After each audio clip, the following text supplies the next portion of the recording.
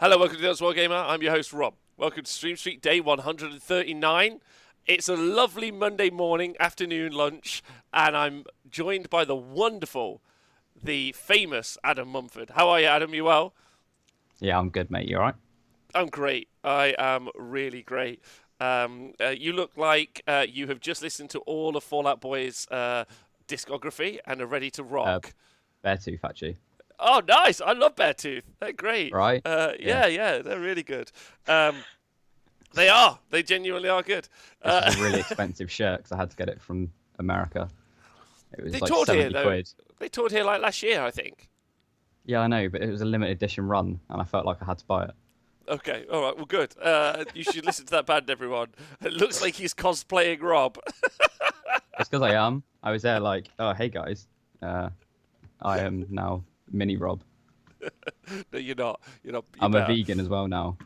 Uh, Anyway, before we get on to, I don't want any more names today. I don't want to catch any more like random generalizations of me, so we'll skip. So, hello everyone, welcome to the show. I hope your Mondays are going well. Gitly, sorry again, Colonel Cabbage, War Machine, Ange, just Nikos, thanks for joining us live. I also would like to shout out everyone who listens to the podcast. Please stay hydrated, and I would like to shout out everyone on Patreon. Couldn't do it without you. You guys are wonderful. So, today we're going to be talking to Adam about spam lists in Age of Sigmar. It will be the basis. But Adam also manages and runs a wargaming shop, so I thought that would be cool to ask you about. I'd like to update you with my morning, though, if you don't mind. I Because do, but it's carry on. pretty... because it was a pretty exciting morning. Me and Nathan, I met Nathan at the crack of dawn, so 8 a.m. this morning. And we went to the Honest Wargamer HQ, or the T Sports Network Stadium, whatever you want to call Oh, it. Yeah, that's right. sexy. Yeah, I got a tape measure and a pencil. We carried in a set of ladders. And in true builder fashion, we have so far done nothing. But we have planned to do lots of things. So that's been a really fun experience. So we were drawing out the layout for the tables, which is quite complicated to do because of. So I thought you guys could hear about this every day as we get on with it. FYI, we've got the tables to sort because obviously we've got to prep where the tables are going to be before we've put the cameras down. So or where the cameras are going to be before we put the tables down. That's important, and then. We might be putting up screens so it looks nice. Where we're gonna there's loads of stuff. There's a bar that needs knocking in, so I can't wait to do some graft. But I reckon that'll probably take 15 minutes. But That I know sounds, it'll take yeah. but I think it might take 8 hours. So As long as there's a bar, that's the most important thing. no, I'm breaking the bar. I'm Wait, what? smashing the bar. Yeah, I'm breaking the bar down. It's I'm an not sure so I it's want to come anymore. yeah, I can understand As that. long as there's the statues, it's alright. Uh, yeah. Oh, Orthoba Studio. Thanks for raiding us.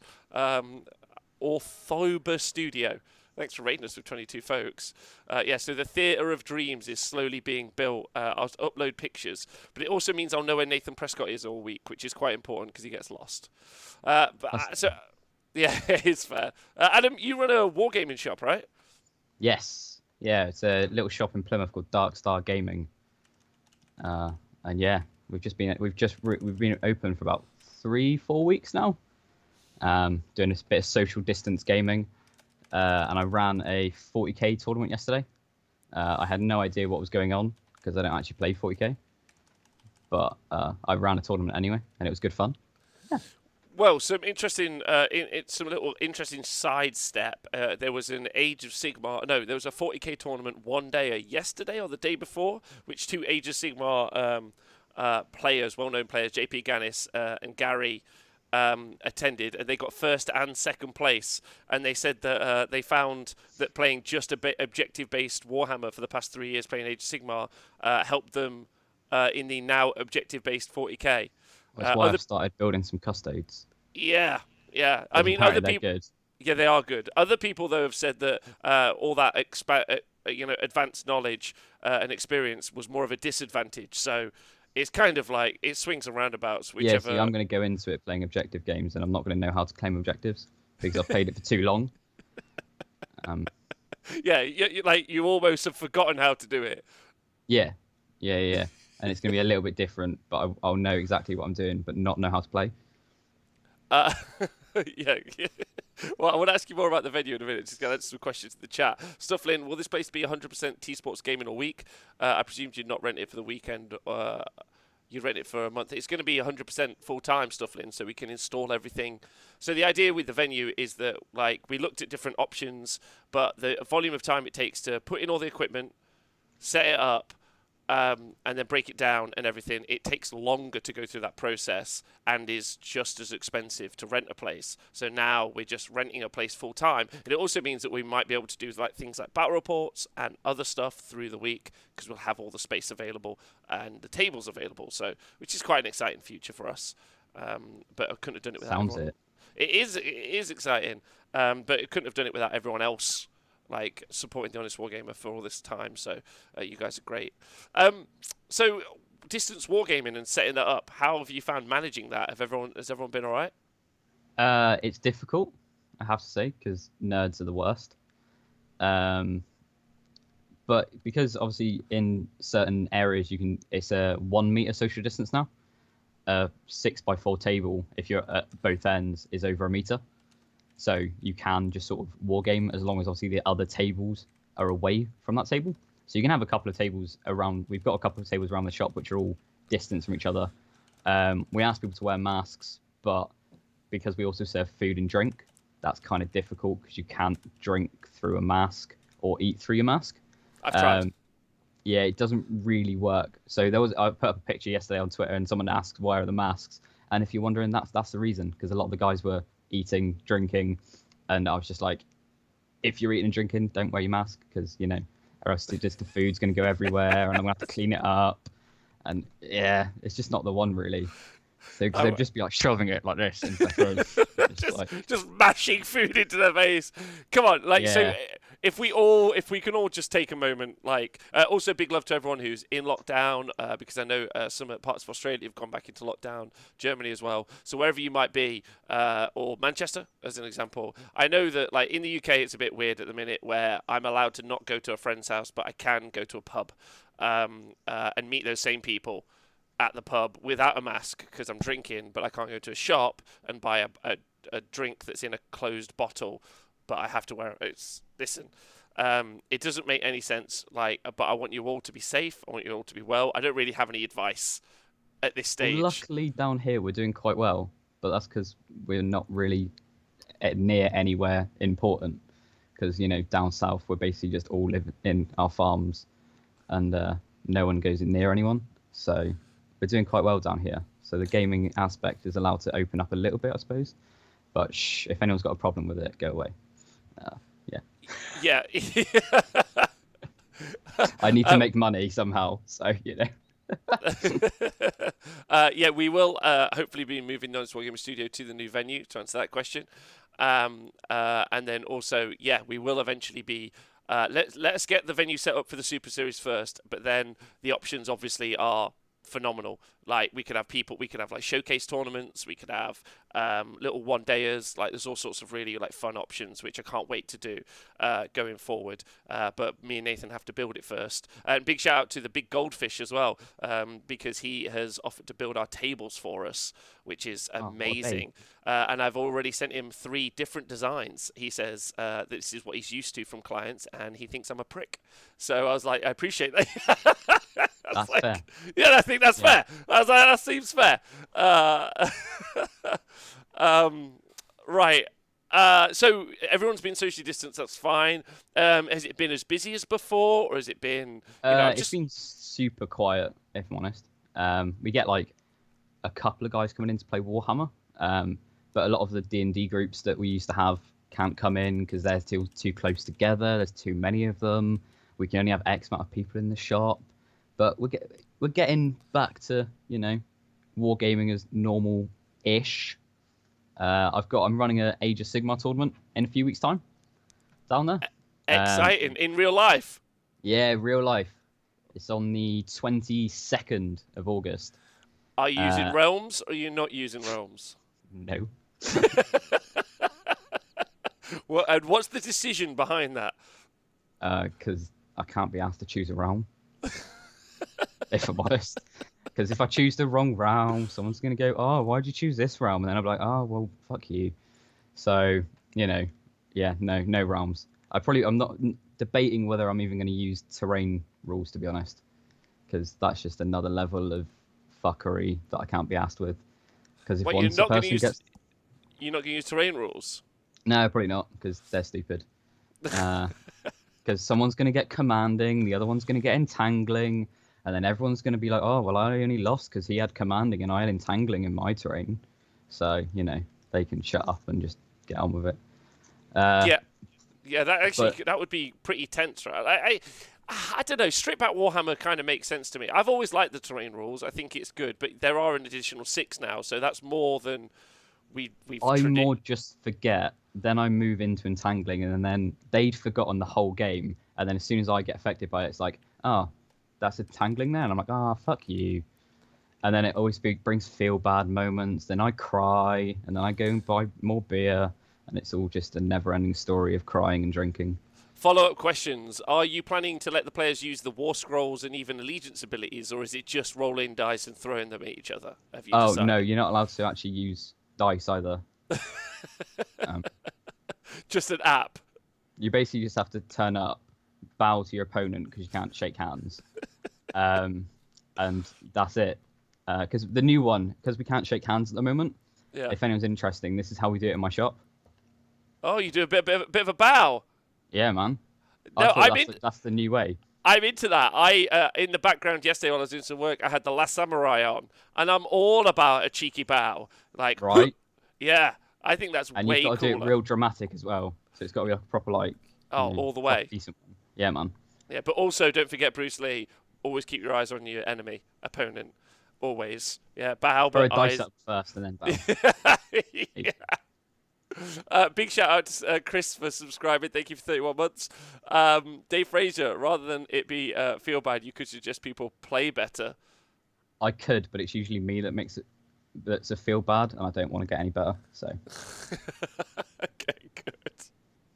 Just an app, but that app is Facebook. Okay, so you're running the Sigmar event. You ran the 40k event, and everything seems to be fine there. Nothing interesting. Like nothing's popped up that's kind of. Does it feel fairly similar, the same, or just a bit weird and awkward? The weirdest one is having to make because we bought loads of new 6x4 mats during lockdown. Oh, lads. That was a real good moment when we found out that they'd shortened the size of the tables. And also they listen. I like right now. Clip it. I'm going to clip it right now, and put a marker on it. £100. I bet thee, Adam, that the world that it's going to happen in the next version of Age of Sigmar as well. 100% easy. I've already said it to loads of people. I've already got the scissors and I'm ready to cut up all my mats.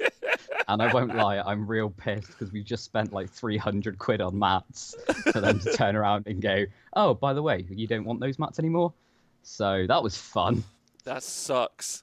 But did you buy them cheap off Frontline Gaming? No, we bought really expensive ones from Game Mat EU. All right, okay. Big shout out to Pablo and all my guys over at Frontline Gaming. Love you tons. They just luckily happened to design some new mats right at the start of this edition of 40k and sell off all of their old mats at the LVO in a what can only be described as disadvantageous level. How could they? They would never. I can't. It's more the fact that I've now got to run around with tape and tape up all my mats before a tournament. Whereas usually I'd walk up, just throw some terrain out and go, right, play. Now I've actually got to measure and TOing is just more of a ball ache than it's ever been. Yeah.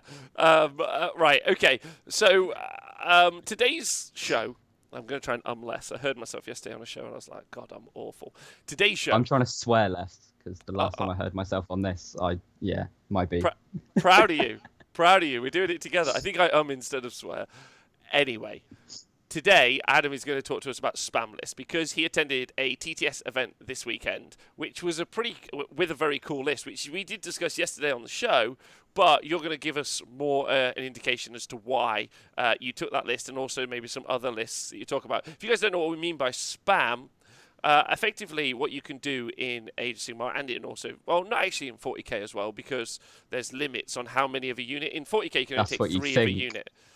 Kind of. Like, you kind of could do it. But, yeah, troops. Troops, that doesn't apply to. Literally my entire army. Yes, the... so spam would be where you take the same thing a lot of times in a list. So the probably the most famous one at this stage, obviously, is eels. Just multiple sets of eels. Eels, eels, eels. Yeah, Adam's got it tattooed on his arm, is how much he's into that. So that's the idea of what a spam list is, as opposed to like a mixed arms list. And do you intentionally build spam lists, Adam? Like, is there some sort of like strategy behind it, or do you just enjoy it? Well, I bought eels because they were good, and I wanted to start winning because I used to play Nurgle and I lost a lot, so I bought eels and it made me feel better. And then I played eels for 2 years, and that's literally all I've played until I got onto TTS. And then it was like, hey, I know what I can do. I can just spam other things. So I basically just find something that's funny or cost efficient and go copy, copy, copy, copy, copy, copy, copy, and then that's the list. Good. It's Good. easy. It's easy. It's the easiest way to list make. You don't have to think about it. You just press the copy button and you win. Good. All right. So, I mean, guys in the chat, Goldbear and Colonel Cabbage and Crazy Horse. Lovely to see you, Anthony. Hope you're well. Skinks for days. You can also spam skinks quite a lot, and they're quite scary. Obviously, one of the spam lists that we saw on the TTS events was all the salamanders obeyed one Tatum taking. I think he took 18 salamanders or something like Mental. that. It was wild. But as someone who's painted up 12, that seems fine. I'm just going to say that right now. So, what list did you run at the weekend? So I got my cock out and I ran some cockatrices all over the board. So yeah, I basically took a Beast of Chaos list in the All Herd Great Fray.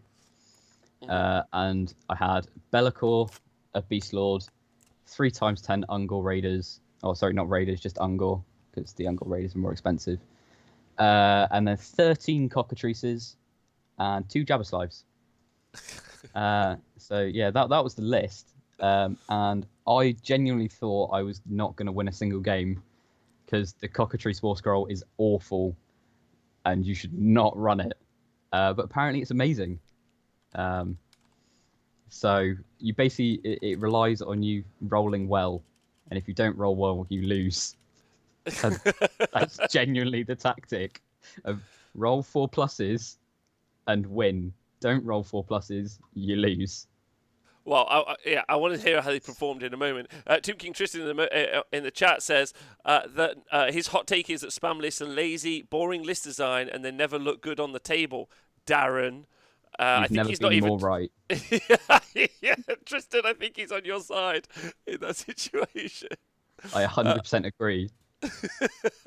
I'm going to do it anyway because I'm lazy and I don't care if anything looks good.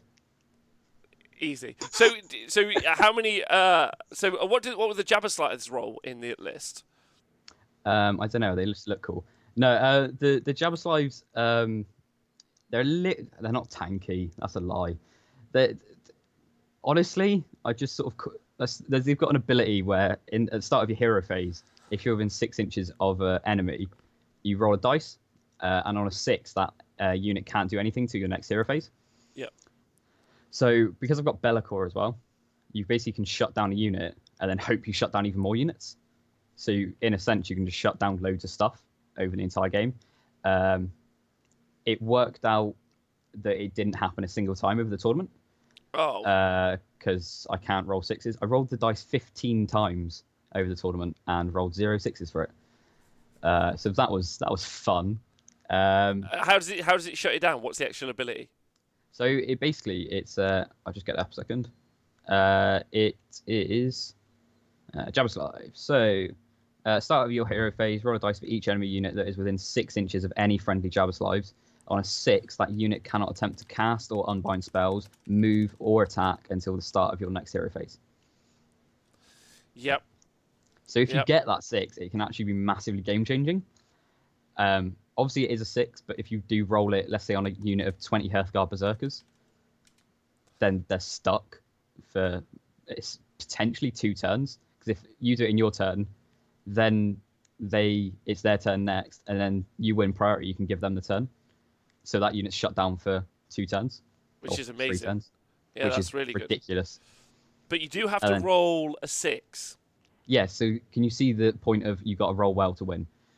The jab slives as well, when they get allocated more, or when they allocated a wound on a 4+, they bounce the wound back as a mortal wound.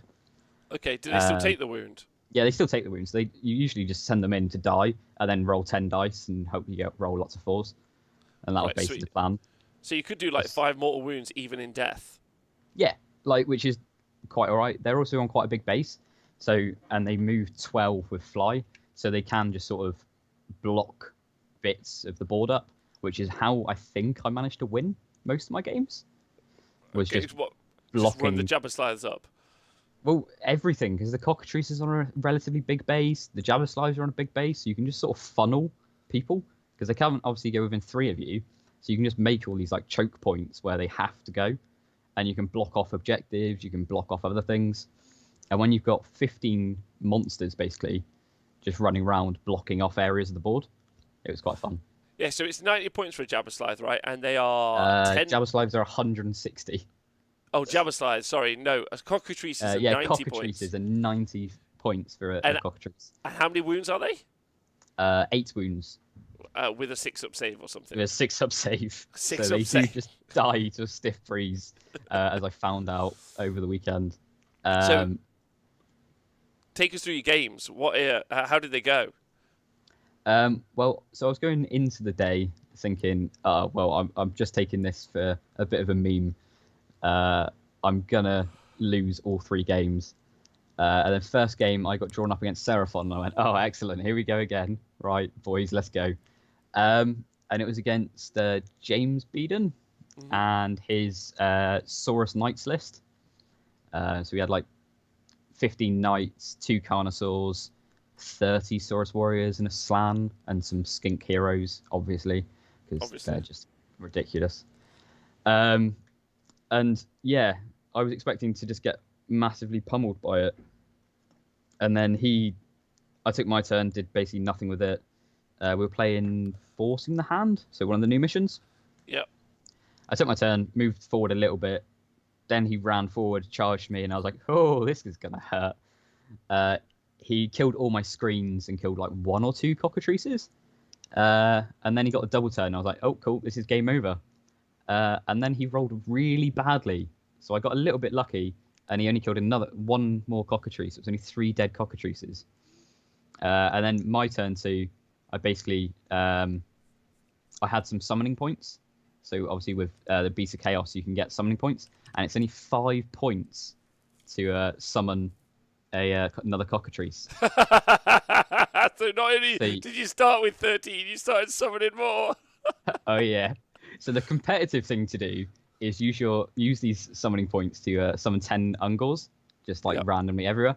No, that is not what you should do. You should summon more cockatrices, which is exactly what I did. And I summoned another 1 in my turn, brought it on, and sniped off his Skink Star Priest, because on a 4+, you do D6 mortal wounds to them. So I rolled the 4, and then rolled a 6, and I was like, oh, you're dead now. Get the fuck out. And then my cockatrices went absolutely mental in this turn, and I rolled basically a 4+ on every single cockatrice, and each one of them did D6 mortal wounds. So and I killed a D6 mortal Carnosaur. wounds. I think it was like 8 or 9. And I was just like, oh, okay, so this is how this is going to go. And I killed 12 Knights and a Carnosaur. Just in one. Just like with in the shooting phase. Shooting laser beams out their eyes. And yeah, so that was fun. And then I literally was just like, because they're so fast, you can just move them around the board, got all the objectives, and then pinned him in on one corner and actually managed to win, which I was very confused about, and I have no idea how it happened. So yeah, that was fun. And then game 2, I came up against Fire Slayers. Not an easy win. Oh, here we go. It's Fire Slayers. Oh, look. Guess what he had in his list? Have a guess. I think there may have been several Hearthguard Berserkers. You're right on spot there. So he had 40 Hearthguard Berserkers. And I was like, great, cool. This is going to happen. Great All player, right, great I'll never list. win this. This is, this is, yeah, not the one. And, yeah, somehow I managed to win that as well. With 13 Cockatrices in a Beast of Chaos list. And I beat Fire Slayers with 40 Hearthguard Berserkers because I had Be'lakor. So I went, right, let's shut down one unit of Hearthguard Berserkers. And then he double turned me, so they were shut down for 2 turns, not just one. So he was stuck in his deployment zone. It was Scorched Earth, which is a difficult mission for Fire Slayers, to be fair. Yep. There's 8 objectives, And I just sort of moved forward and just kept basically cock blocking him. It's basically what I was doing. I basically cock blocked him from my objectives. Moved on to the objectives, burnt some, and somehow managed to win that, even though in one turn he killed 6 Cockatrices with 1 unit of Hearthguard Berserkers. Oh wow! That was funny. This is not the best list for jokes all day. We're not like, I'm just going to cock block you, stop touching my cock, like you've charged my the best joke cock. was third game. Yeah. Because he had Geminids in his list. Oh, Gemini's cock and balls. So he cast his balls and just waved them all over my cocks. And I was there like, right, come on, man. Like, so he got his balls out. I had my cock out. And it was just a bad time, really. Oh my god, this needs to be the list names. Yeah, Scott B, I agree. The cock block. So you beat the Hearthguards as well. Amazing. So third game, how did it end up? Hey Bradley, hope you're well. What happened there? Third game was bad times. This is what should have happened in the other 2 games.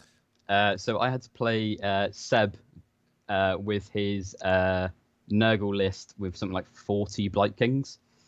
And we were in the Blade's Edge. So the Blade's Edge is literally 6 objectives that are basically all in the middle. So all he had to do was with his Blight Kings go, I'm going to move forward, and then you've got to try and take me off. Now, I don't know anyone that can really do that. And my Cockatrice list definitely cannot. They cannot. How many Blight Kings was it? 50? 40, I think. Wow. So he had 160 wounds. It was just I made a bit of a misplay where I took a turn that I probably should have given away, but even if I didn't take it, it was still just bad times because he was killing 2-3 Cockatrices a turn with the Blight Kings. Because even when I charged them to try and tag units, the Cockatrices just died to a stiff breeze, so I couldn't tag either. So it was just a bad time, really. But I had fun because I was throwing cocks in his face. And he put his balls, and we basically just both sat there like, oh, no, get off me. The noise. The podcast, guys, the noise is all for you there. That's... Yeah. Would you be tempted to build the list yourself? I said if I won all three games, I was actually going to buy it. So part of me is definitely glad that I didn't win, because it's like a £400 list and it's pretty much all fine cast, and I think I would have just cried if I actually bought it. So yeah, I'm so glad we didn't win that last game. Would you advise anyone who had the money all the time to build that list and play it? Oh. Why? Mainly because it's all fine cast, and if you want to build all fine cast and hate yourself for life, then go for it. But then once it's built, it was actually real fun to play, because you're literally just sat there trying to roll 4+ to see how many mortal wounds you can do, and you get that one turn every game where you're like, cockatrices just go mental, your cocks just go off, and they just explode everywhere. And yeah, do you not think? They love it. Do you not think you could even make it like a little bit like more refined, like just 10 cocks, for example, no jabber slides? You saved yourself loads of points for like chaff. I've made a better list of this. I made a better version of this list, which was the original idea, which was 1 Beast Lord, 3 Ungors, or 3 times 10 Ungors, 19 Cockatrices. That is better. You're right. That's not worse. That's better. Uh, yeah, TT Chris just saying. Also, Chris, great seeing you. Hope you're well. Money shot turn. That's the turn. When you It get the was double indeed. turn, it's the money shot turn.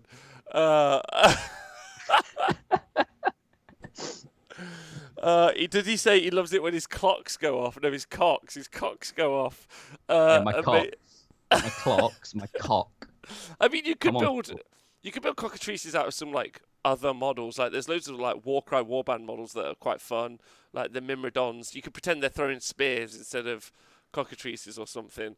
But if you say it's loads of fun to play, I think that's the element. It was pretty good fun, to be fair. Yeah, Draconda makes a good point. With the exception of joke lists, it does feel like spam lists are the result of just bad internal balance. How would you feel about that?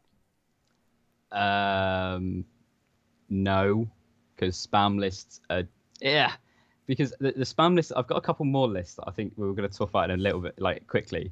Yeah. But both the other two lists are literally from two books which are quite well balanced in the book, but they've got one war scroll that's relatively efficient for the points, where you can just spam it, but it's not good.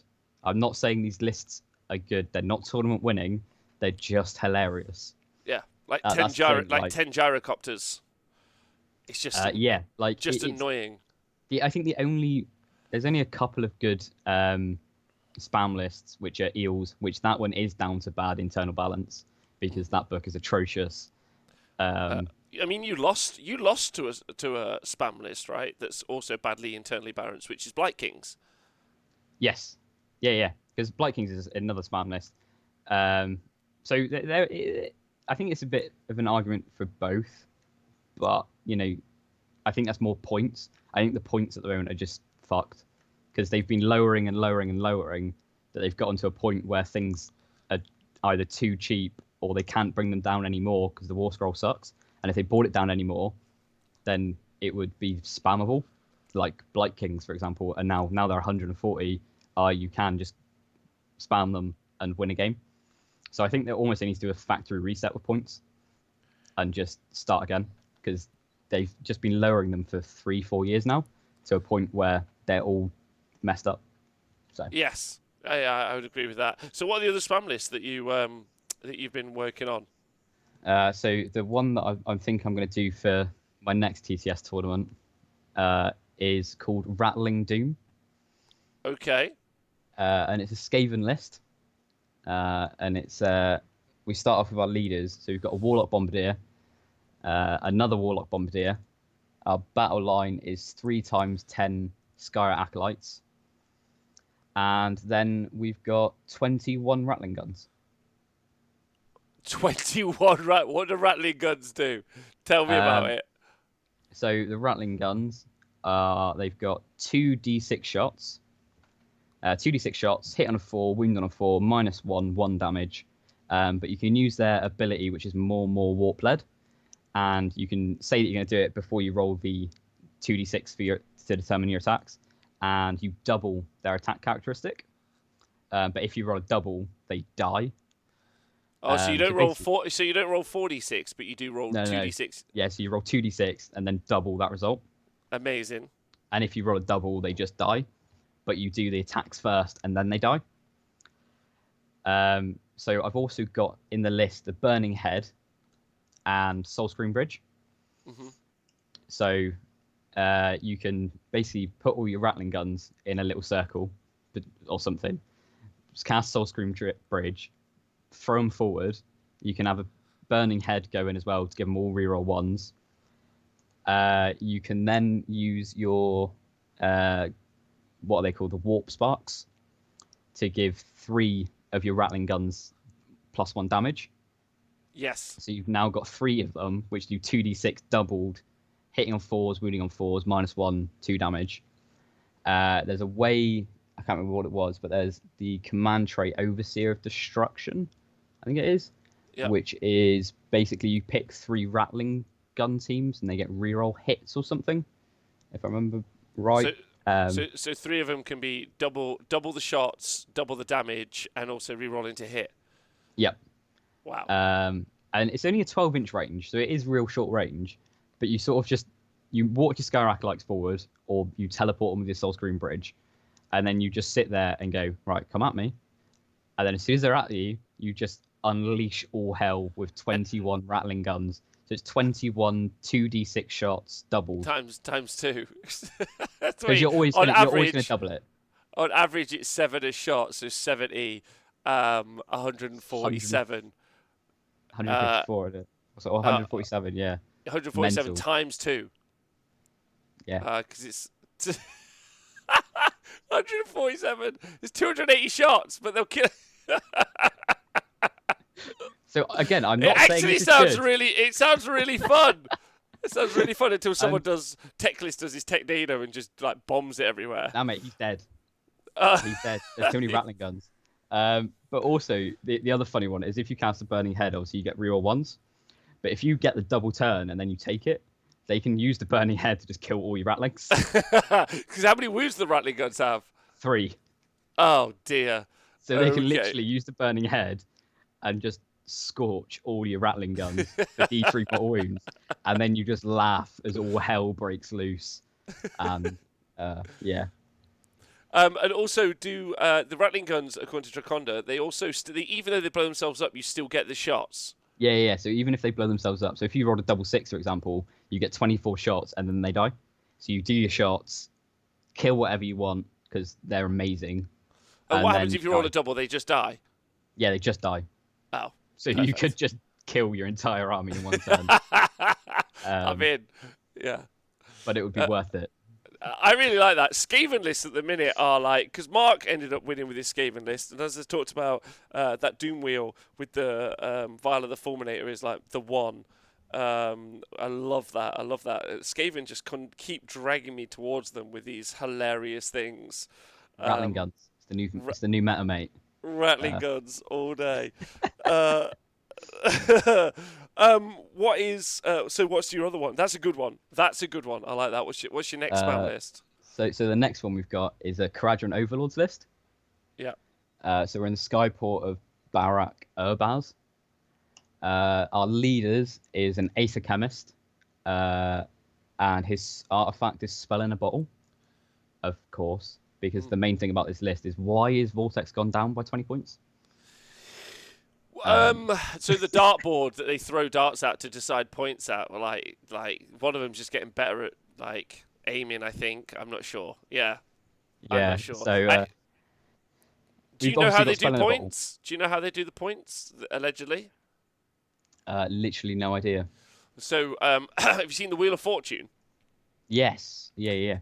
So it's like that. So they spin it and then they cut the head off of a guinea pig, and then as it runs around. Like in its death throes, where it lands, those are the points. Nice. Allegedly. Like in Fable, where they cut off the chicken's head and then throw it into the ring and then it run around. Exactly like that. Yeah. Exactly like that. That's how they pick the points. Oh, that actually makes sense.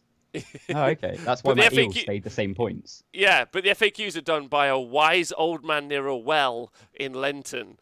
Who they go to, they whisper questions to him. But if they don't bring him enough like rye bread, he gives them the bad FAQs. That's why sometimes we get the good FAQs, and the bad FAQs are done in the other. This is all allegedly. I see. I'm not allowed to actually tell about the secrets I know from inside Games Workshop.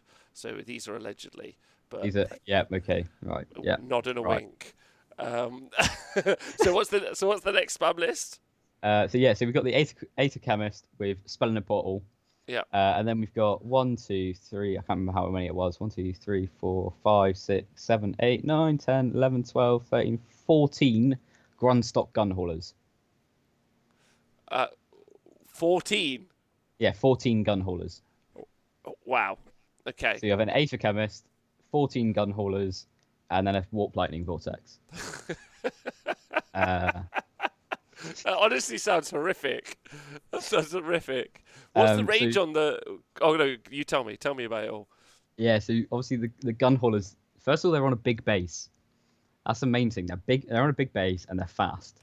So you can board control really, really well, especially because they can fly high and go wherever they want on the board. So you've got basically 14 things that can just control the board with a massive-ass base, block channels, stop people from getting on objectives... Screen out. I think it's more the board control of this list.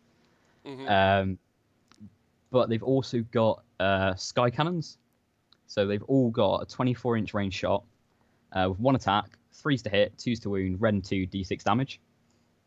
So you've got 14 shots with that, which that's going to kill quite a lot of stuff.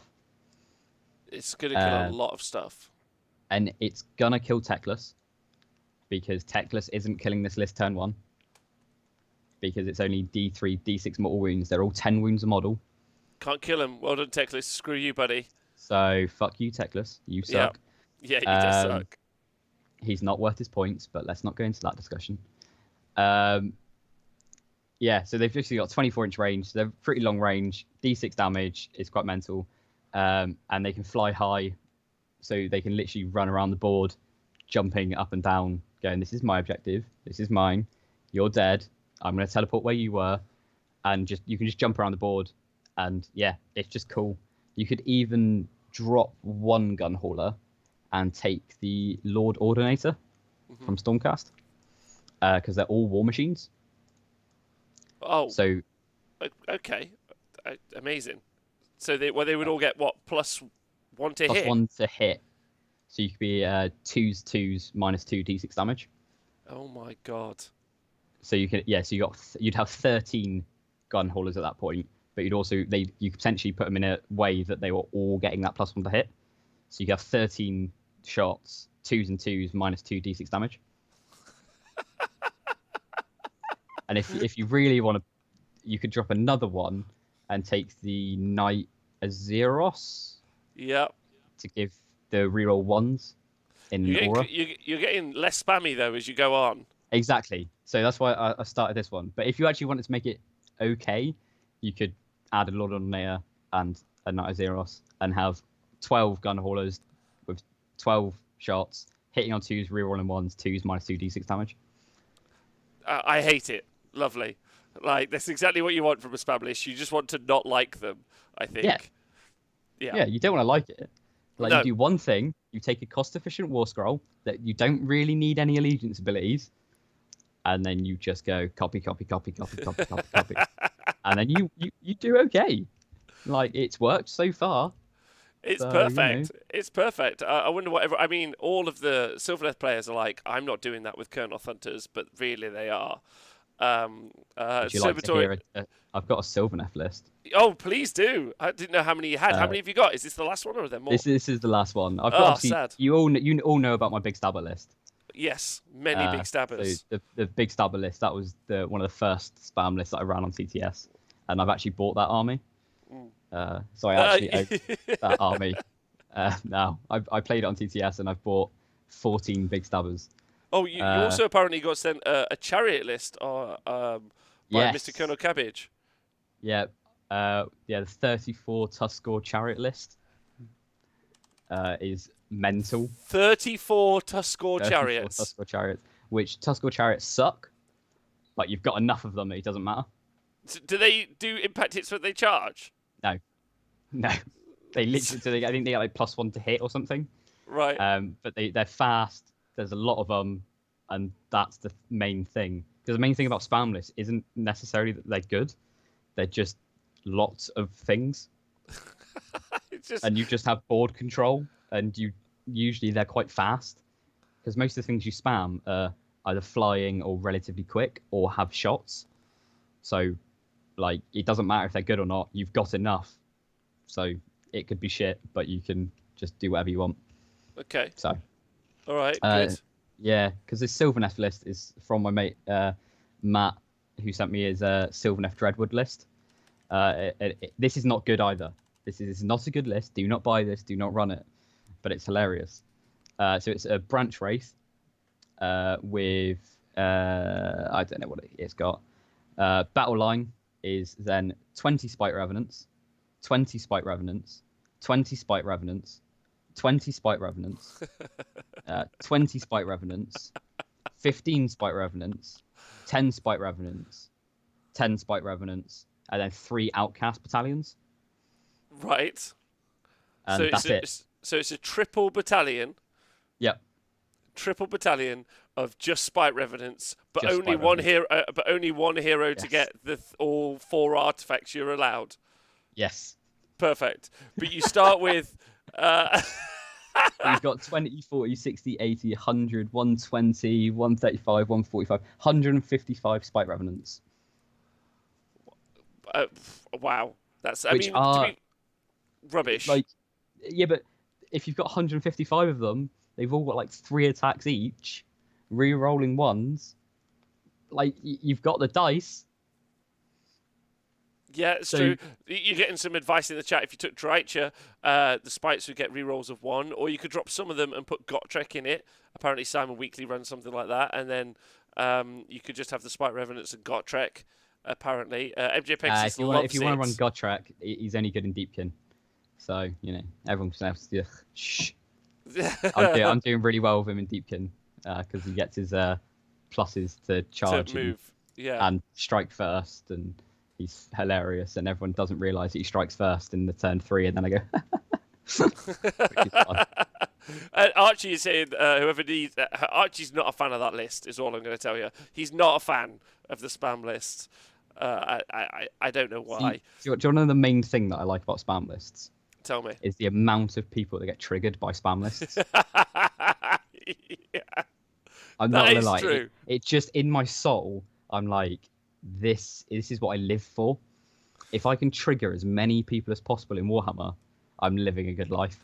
That's how I felt about my Chaos Dwarf list, because really, whenever you write a Chaos Dwarf list, you eventually just keep adding Fireglaves. And at one point, I was like, when am I going to stop? And it was like, there was one list I wrote with like 140 Fireglaves, which is 140 shots. Any 6s do a mortal wound to hit. Yeah, and it's 16-inch range. Just slowly walking up the board like English line infantry, just like blamming away. And they've got a 4-up save. They're just amazing. And they just shoot their way out of combat.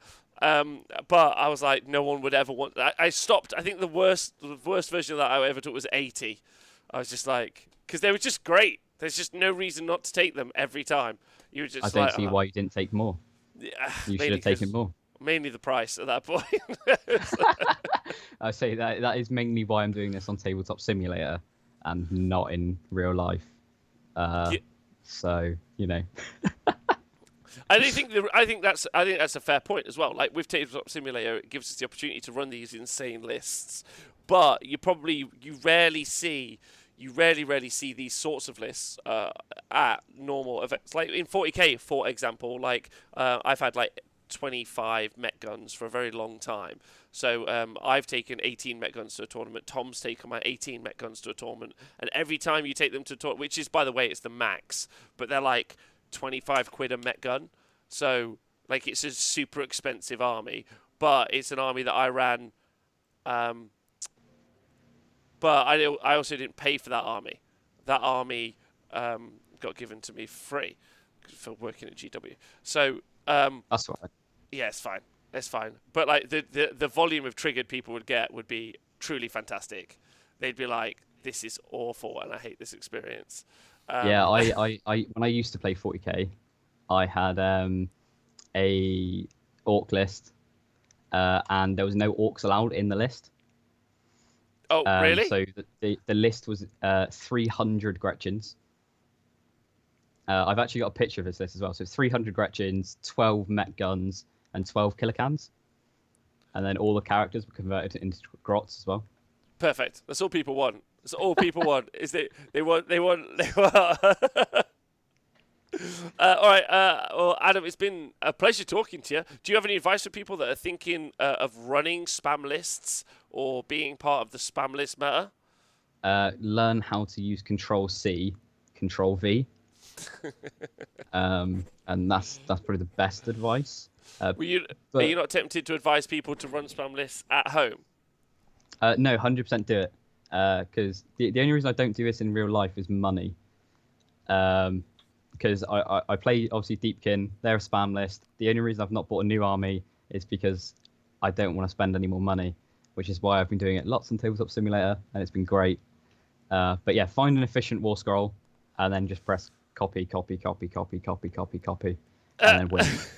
Well, AOS Tim said 90 Liberators is 1440 points for 180 wounds with a 4-up save. Not as good as the R boys, but still fun. And that is your challenge for today, gentle viewers, kind folk. We want your best and worst spam lists. We want it to be like we want them. We want to know about like I want them all. I want All them of them.